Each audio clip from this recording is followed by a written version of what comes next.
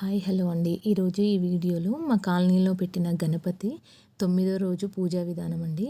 చాలా బాగా చేశారు. నేను లాస్ట్లో వెళ్ళాను. 108 కలశాలతో ఇలా స్వామివారి పంచలోహ విగ్రహానికి అభిషేకం అనేది చేశారండి. కానీ నేను లాస్ట్లో వెళ్ళడము నాకు ఇలా అభిషేకం చేసే అవకాశం అనేది వచ్చింది. ఇంక ముందు వెళ్తే చాలా బాగుండేవండి.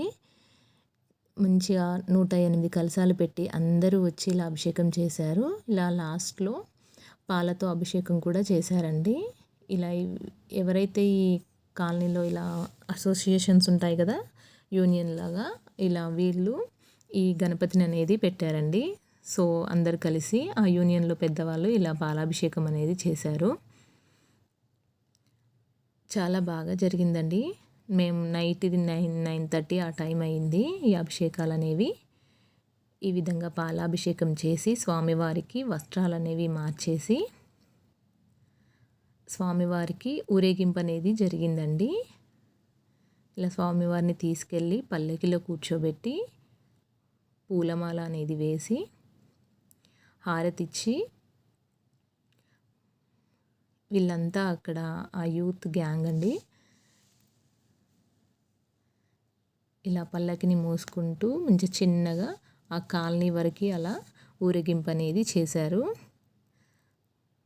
మేళాలు పెట్టి ఈ విధంగా ఊరేగింపు అంతా చేశారండి. చాలా బాగా అనిపించింది. నేను ఎక్కడ చూడలేదు, ఫస్ట్ టైం చూస్తున్నాను ఇలా ఇలా వినాయక చవితి నవరాత్రులలో ఇలా ఊరేగింపు చేయడము, అభిషేకం అనేది కూడా.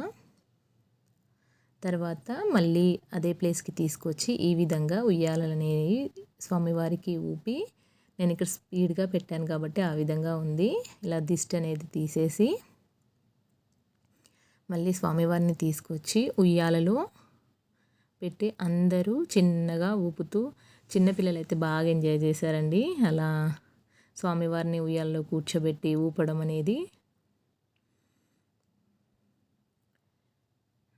ఈ విధంగా స్వామివారిని ఉయ్యాలలో పెట్టేసి చిన్నగా ఊపుతూ అందరూ 1 by 1గా, ఇక్కడ మా బాబు అయితే చూడండి ఎలా చూస్తున్నాడో.